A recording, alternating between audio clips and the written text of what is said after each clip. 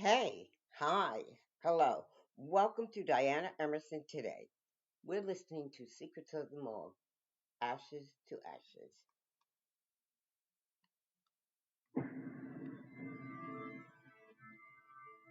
This was the worst thing that I've ever seen. He intended to burn that whole house to the ground with everything in it. Both of these women, there's nothing left. Pretty much completely carbonized. This is like putting a giant puzzle together. It's one piece at a time. Take a look at how a person lives. A lot of times it's how they die. It would take a maniac to kill a mother and her daughter in that manner. A shocking murder becomes a dark mystery. The victim's body holds the key to convicting the killer. Every fiber is a clue. Every wound is a piece of the puzzle. In these cases, it's up to the medical examiner to find the crucial evidence and catch the murderer. This is Secrets of the Morgue.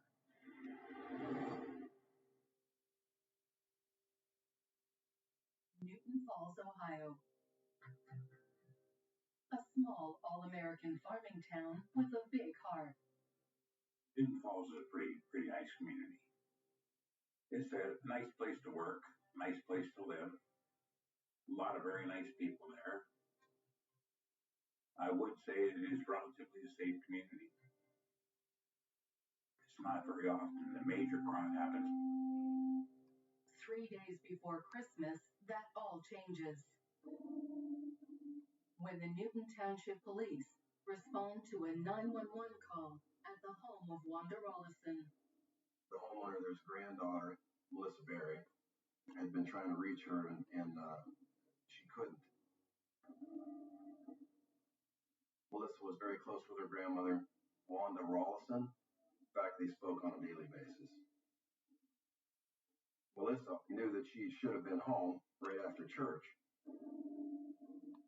She noticed that her grandmother's car was in the garage, and she noticed some footprints that she did not recognize coming out of the back door. So she called the police department to come over and go ahead inside and see if her grandmother was okay. As soon as I got to the farm, I was met by Chief Tomato. This area was very, very rural. I went with Melissa to the rear of the house. There was a wooden door with glass windows. And I could see a glass pane on the window had been busted out. And I could smell like smoke. So I entered the house. As soon as I opened the door, I saw a huge hole of blood and what looked like drag marks going blood.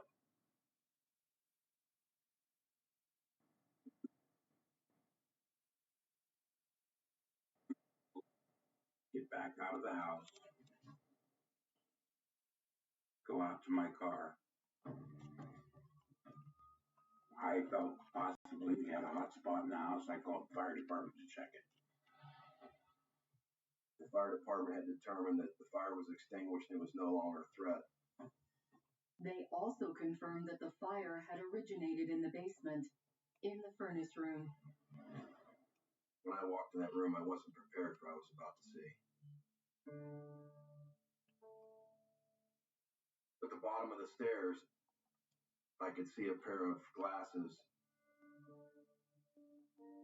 and next to that appeared to be a work boot type print in blood.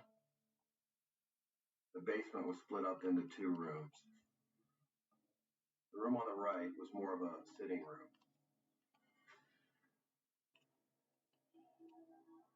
And I could see that there were drag marks on the floor in blood that appeared like a body had been dragged through that room and into the adjoining room to the left.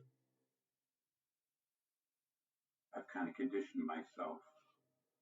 If it's not totally the worst thing that I've ever seen, I'm okay with it. But this was the worst.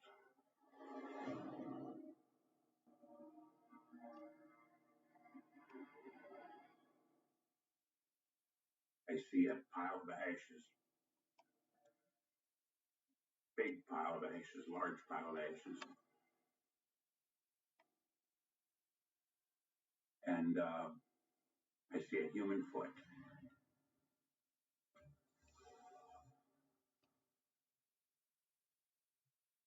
I've seen a human body that was burnt in a fire, in a house fire, but never anything this brutal. There's a difference between seeing a body that's just burnt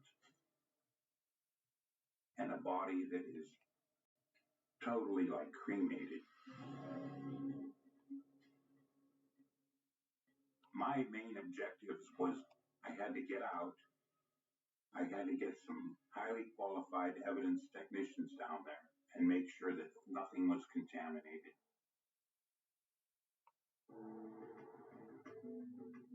Investigators need to determine how this church-going grandmother ended up brutally murdered. They turn to Dr. Humphrey Germanick, one of the most experienced pathologists in the country. In forensic pathology, you explore the mysteries of death. And exploring the mysteries of death, you also explore the mysteries of life. My education began in 1973 when I lived in New York. I volunteered at the Manhattan Medical Examiner's Office, where I assisted in about 1,000 autopsies, and it was love at first sight. We were very fortunate to have a medical examiner within our county that works closely with law enforcement. We all function as a team together.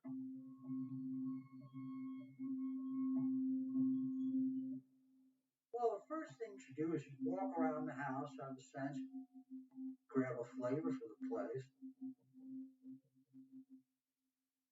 A lot of times you take a look at how a person lives, is how they die. So I go downstairs and see what I have.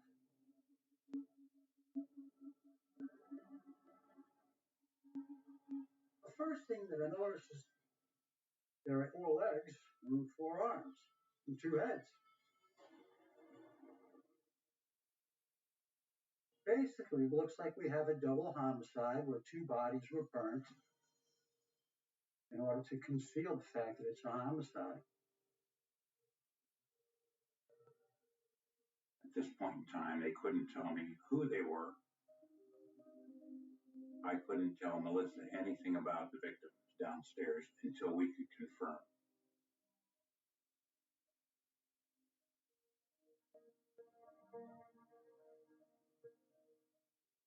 It can be an incredible challenge to identify a body that has been exposed to fire and to such a degree that major portions of their body are just ash. Dr. Germanick takes what's left of the bodies to the morgue for autopsy.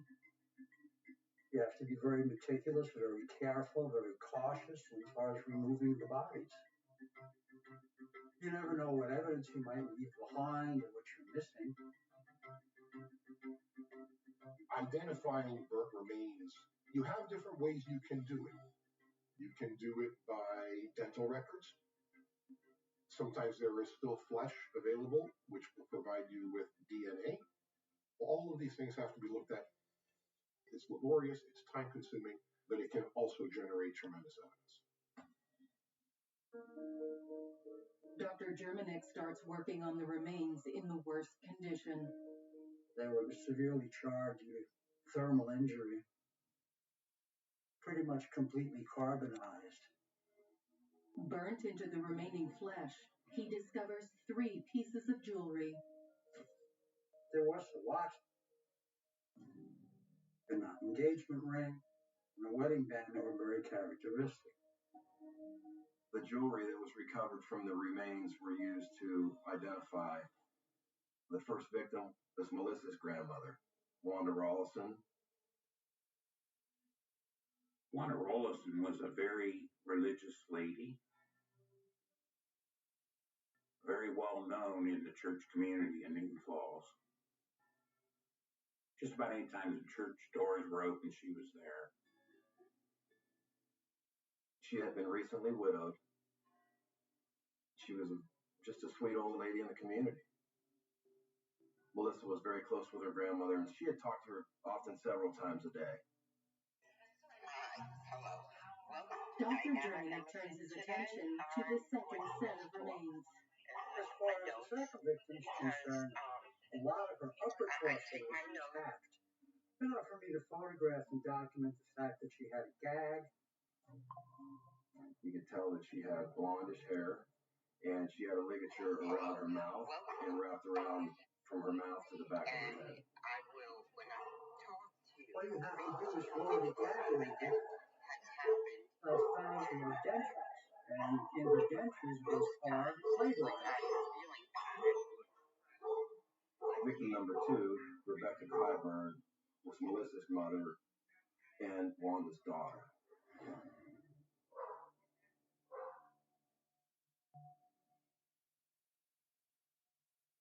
A mother and a daughter had been killed in a very brutal way.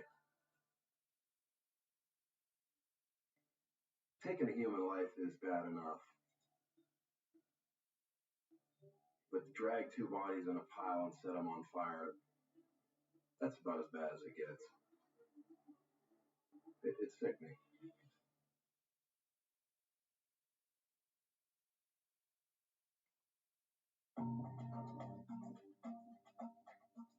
Chief Tomeno breaks the news to Melissa that her grandmother, Wanda Rawlison, and her mother, Rebecca Clyburn, are victims of a brutal double homicide.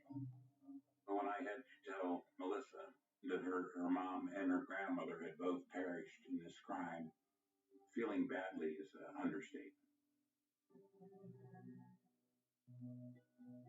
I can't say the reaction was anything that I had seen before. There was a lot of remorse for Grandma. There was tears, a lot of crying. But for her mom, it's almost as if she had expected that something like this would happen with the path that she had chosen. Rebecca Clyburn struggled with addiction for years. She ran with the drug crowd. She was always in trouble. She was always in the court system. Crack cocaine was her drug of choice. Rebecca Clyburn was a very pretty girl. However, through the years, you could see her body was deteriorating.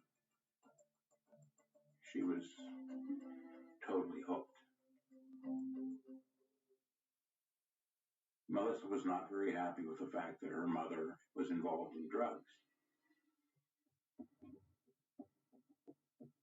Detectives soon learned that Rebecca wasn't the only family member with an addiction problem. One of the first things Melissa said was, maybe my brother had something to do with this. Melissa had mentioned that Nathan, her brother, also struggled with addiction. And that some weeks prior had broken into Wanda's home and had stolen hypodermic needles. So we wanted to locate Nathan and either confirm or clear him from being involved.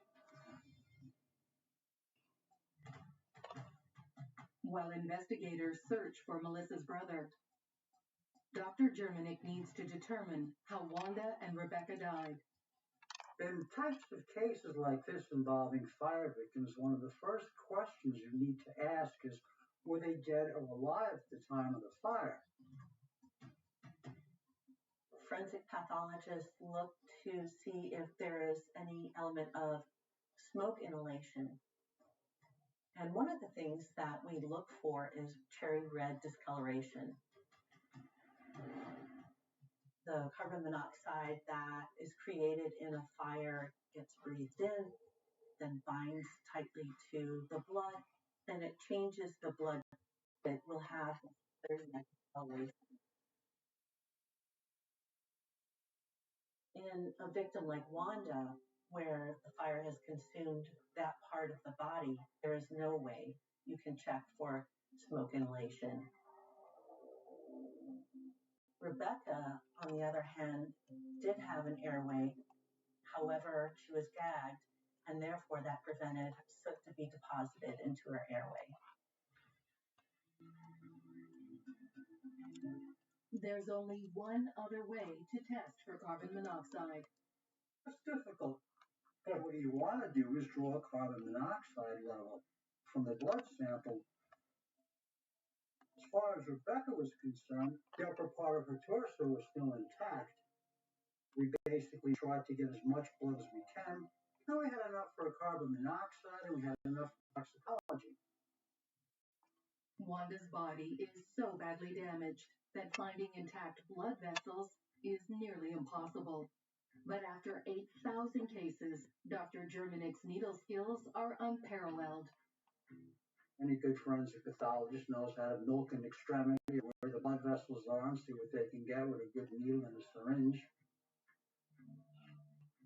What's going to be important here? How much do I have of sample, and how do I best utilize the sample? The carbon monoxide test results come back conclusive. If you take a look at Rebecca's carbon monoxide level, it was a 7.8%, which means she was dead before the fire started. If you take a look at Wanda's carbon monoxide level, it was 0, which again means she was dead before the fire started.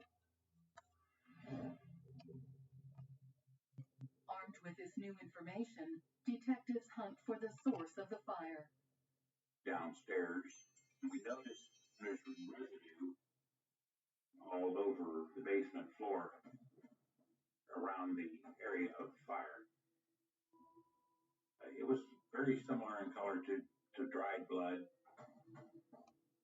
Kind of looked like paint or wood stain of some sort. Detectives wonder if this substance was used to start the fire. Is it gasoline?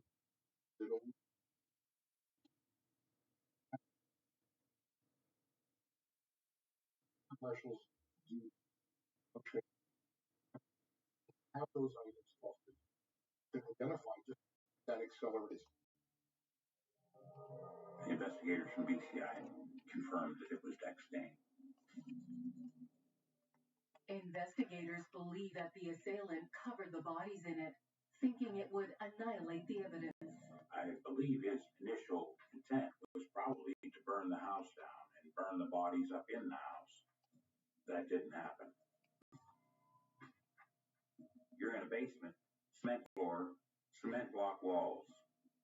Got wood rafters above your head, but the fire never got that high.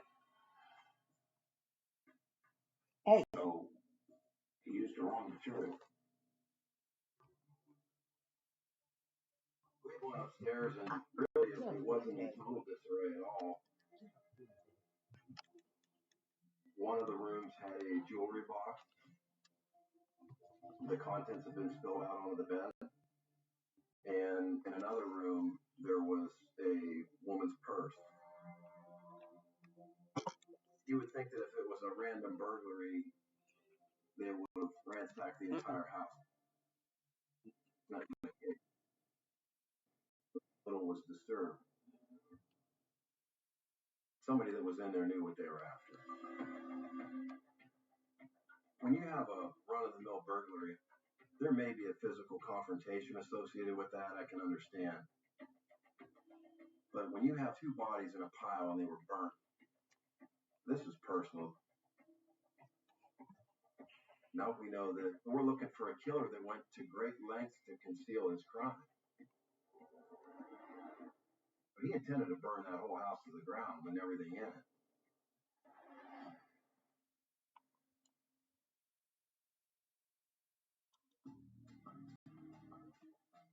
Detectives believe Wanda Rollison and her daughter Rebecca Clyburn were murdered by someone they knew.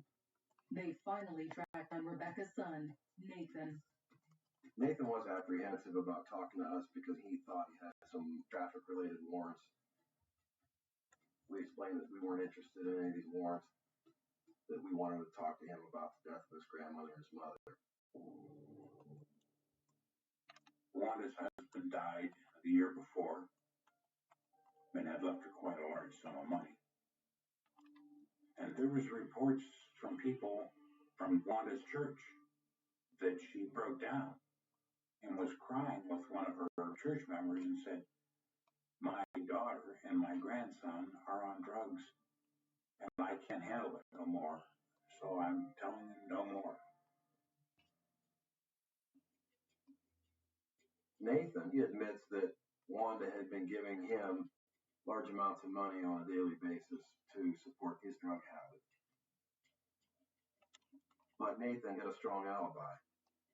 He told us that he had worked for a pasta manufacturer through a temporary agency, and that through this temporary agency they have tickets that they punch, and it's all logged in the computer. He told us he loved his mother and grandmother and was devastated by what had happened.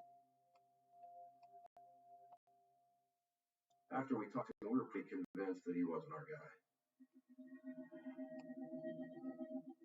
With their prime suspect cleared, detectives turned to Dr. Germanick for the cause of death. They took over 70 x-rays on both of them trying to find anything. That'd be indicative of gunshot wound, stab wound. We were extensive. If they were shot, they couldn't find any evidence of that. If they were stabbed, they couldn't find any evidence of that. Criminals are always learning. They're always studying the techniques and habits of other criminals, and they learn quite a bit from TV shows. And this has an effect in terms of improving the kinds of techniques they use to commit crimes. In the absence of hard evidence, Dr. Germanick uses a tool that's taken 40 years to hone: his expert opinion. If you take a look at Rebecca, the fact that she had lacerations tells me she was probably struck with some type of blunt object. She also had some blood on the brain, so again, we're talking about some type of cranial cerebral injury. I believe blunt force trauma was applied after the gag. So I've declared her cause of death asphyxia along with blunt cranial cerebral trauma. Melissa's grandmother's story, however, may never be told. There simply was not enough left of Wanda to make a decision or diagnosis within reasonable medical certainty. So I've declared her cause of death as homicidal violence at the hands of another. Determined to get justice for Melissa, detectives hit the streets, searching for anyone with a grudge against her mother or grandmother.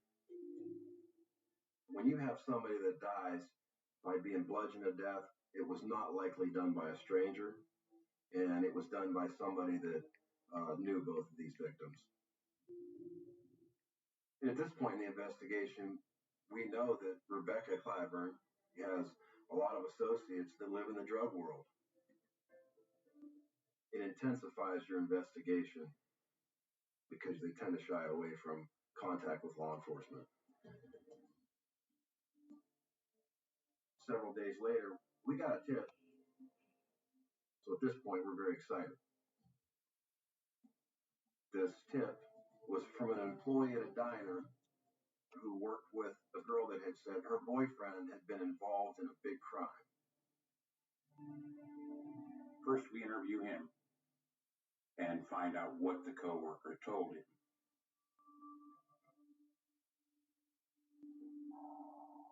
He says she was at the restaurant bragging about what her boyfriend had done.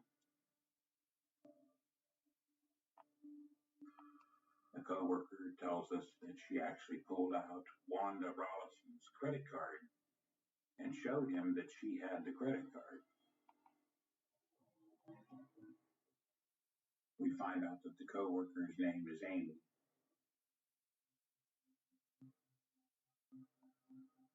Well, we learned that Amy Coral, she had a warrant, and we learned through the court of her address, and we sent officers out to her house to locate her. Amy has a record, but until now, her crimes have been minor league. So we track her down and we pull her in for questioning. Now, at this point in time, Amy is a very, very viable suspect.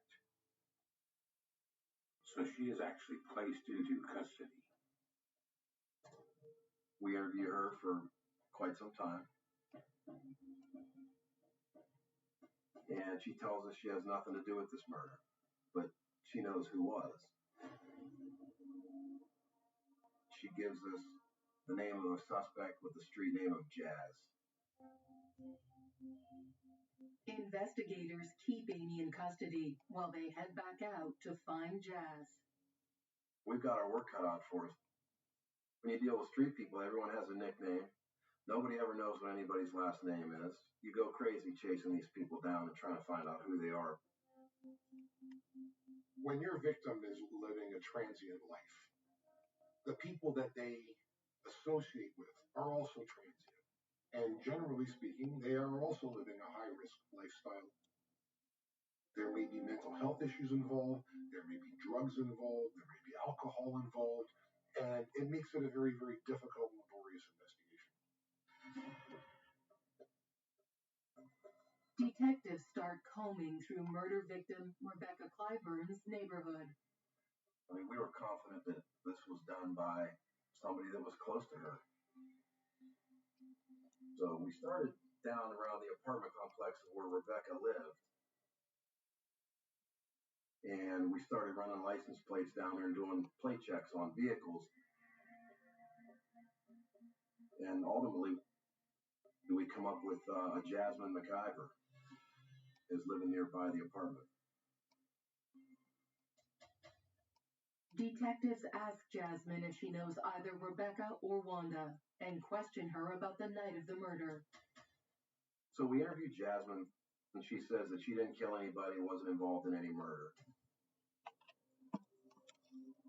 She did tell us, however, that she gave a ride to Newton Township with her friend Rebecca Clyburn and some guy that she calls Maniac.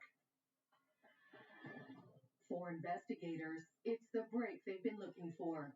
Wanda's house is in the heart of Newton Township. We need to find out what she knows, who she took there, and for what purpose.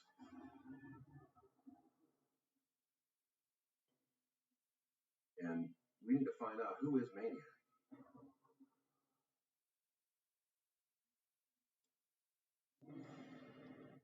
Investigators believe a local drug dealer known as Maniac may be involved in the murders of Melissa's mother and grandmother.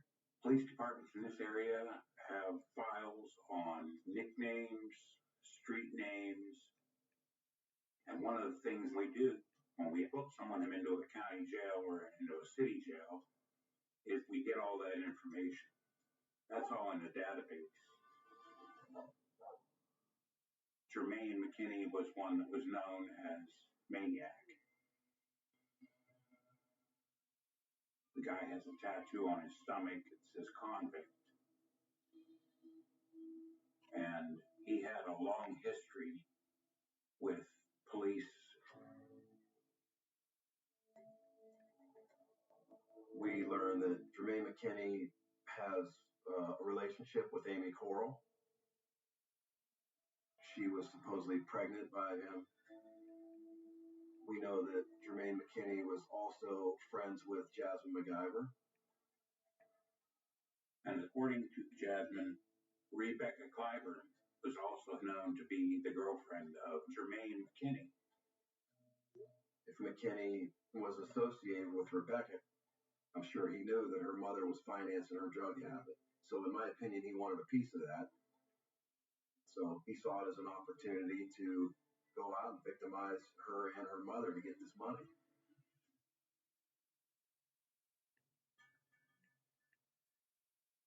We got another tip by a police officer in another jurisdiction that this female identified as Kiata Riley had been talking to friends about this crime that she was involved in with a guy that she calls Maniac, aka Jermaine McKinney. We make contact with her, and she agrees to come to the sheriff's office with us and be interviewed.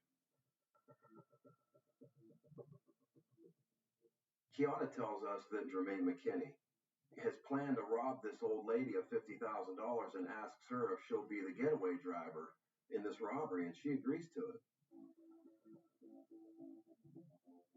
Kiata was a very volatile girl for us to interview because she had never been involved in anything like this.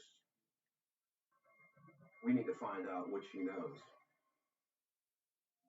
We turned up the heat a little bit, and through our investigative technique, we were able to slowly extract the truth out of her. We had her understand, what her involvement was in this case, even by just driving them out there. Kiata was terrified. She decided it might be best to work a deal, and so she started to cooperate. According to Kiata, McKinney tells Rebecca Clyburn that he wants to go out to her mom's house in Newton Township to have sex. Kiata and Jasmine drive Rebecca and McKinney out to the Newton Township residence and drop them off. Jasmine really didn't know what was going on. She didn't know there was going to be this robbery. So they go back to Jazz's home as instructed. After a short time later, I have Tom they get the on phone board call to, Jasmine go now with me drives she to and the Kiata back festivities out to that they Newton have Township in to pick 'em up. Alpharetta and Roswell, Gwinnett County even, because I know the High Museum Kiata tells us is up that this she way goes into too, the so I residence want to and she explore sees there. blood all over.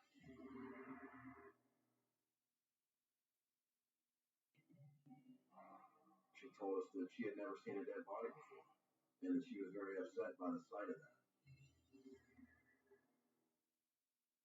McKinney said he was going to rob her. He didn't say anything about killing her. According to Kiata, McKinney lied to them all. It helps explain what a horrible event these ladies went through. And it actually helps explain what a crazed maniac we were dealing with. When McKinney comes out to the car, he has a laundry basket full of bloody clothes. Kiata notices that his boots are covered in blood. And she tells us also that he had a crowbar inside that basket that was covered in blood. That kind of put the icing on the cake for us as far as the murder weapon for Rebecca. It's a critical lead, but investigators want it confirmed by science. The injuries that I found on Rebecca are consistent with being assaulted with a crowbar. She had multiple bruises or contusions to her face. She had a skull fracture. Investigators question Kiata on the whereabouts of the crowbar. They drive to an area in the city of Youngstown where there's a lake called McKelvey Lake. There's a bridge that goes across the lake. And McKinney tells Jazz to stop on the bridge. He gets out of the car and he throws a rug with a crowbar in it. And he throws a pair of his boots that were covered in blood over the railing into the lake. If you threw something off the bridge, it would sink to the bottom and get swept away by the current or, move around. You'd probably never find it again. For investigators, that missing weapon is the best chance they have to get justice for Wanda and Rebecca.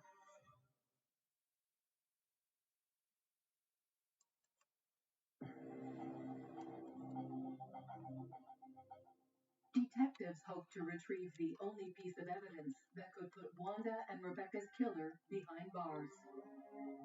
My officers go out to the bridge at McKelvey Lake.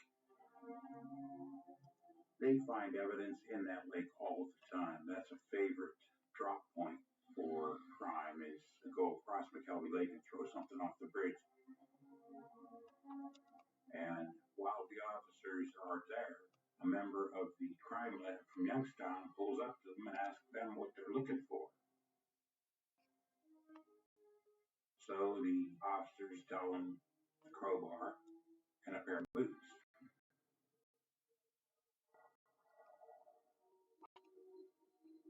The officer from the crime lab said, well, we found that yesterday. It's in our evidence room.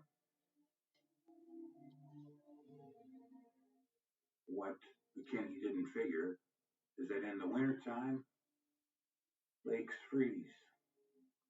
So his evidence didn't sink. It was on top of the ice. Dr. Germanick and his team set to work testing the crowbar and boots for physical evidence. If he can link the items to the murders and to McKinney, detectives will finally have enough to charge him. You only have one chance at it. You have to be as thorough and complete as possible. You have to remember there's very little margin for error in our profession. There are innocent people in jail for crimes that were never committed. There are murderers walking the streets for free because of lousy forensics. They test the boots and the crowbar, and they find Rebecca and Wanda's blood on them. On the boots, there's a DNA profile to another person. Because McKinney had been in trouble with the law in the past, his DNA and his fingerprints are on file. When they test the boots, they find McKinney's DNA inside the boots.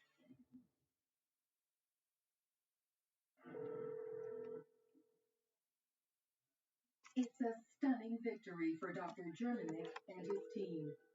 No crimes done in a vacuum really Okay. is left behind. Okay, I am going to make it. Killers that use fire have this idea that by burning everything, you've destroyed any possibility of the investigation turning towards you is a very, very false one.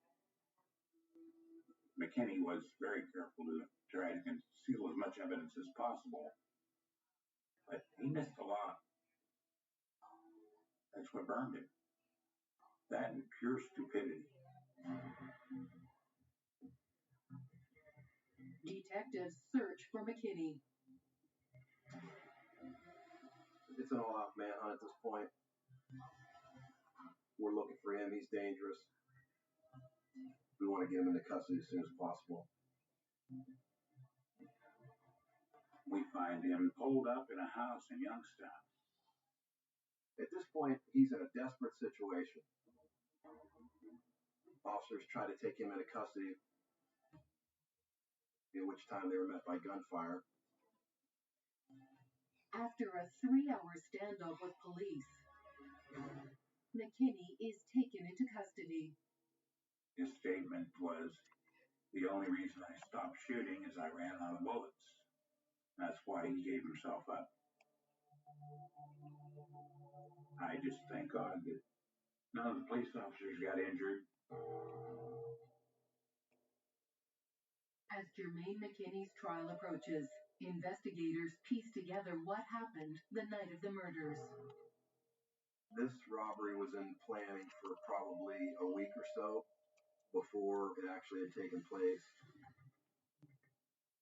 Jermaine McKinney had enlisted the assistance of Kiara Riley and Jasmine MacGyver. He told them, you guys are going to drop Rebecca and I off under the guise of having sex. I think Rebecca went out there with McKinney with the intent of robbing her mother. And she hadn't any idea that either of them would be killed. I think that was Rebecca. And he tied her up, he beat her with a crowbar, then he killed her. Then he waited for Wanda to come home. And when Wanda came home from church, he throws her down the stairs. And she hit the bottom of the steps, her glasses broke. And then he tried to conceal his crime by putting two human beings in a pile, dumping Dex stain all over them, and lighting them on fire.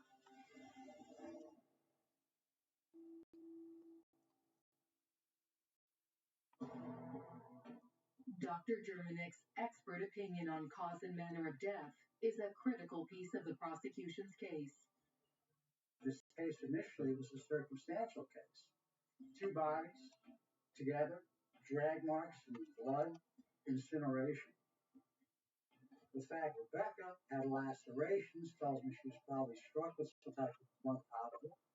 This fact, and I had enough evidence there to say pretty consistent with asphyxia. Jermaine McKinney is convicted of Wanda and Rebecca's murders. He's sentenced to 2 life terms without the possibility of parole. That felt good. There's a sense of accomplishment. Good for the community.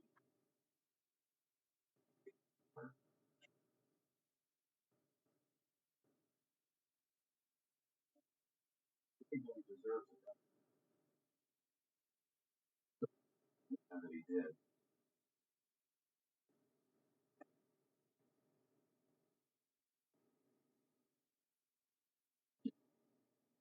3 to 10 years for helping the McKinney couple to die.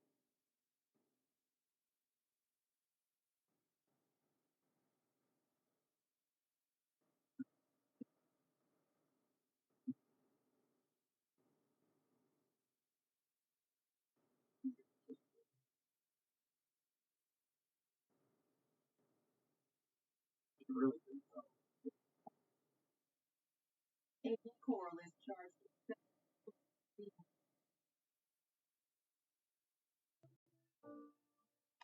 Cases like this actually affect you. You never forget some of the details. You go to your grave with these thoughts. That's hard to take. Hard to take.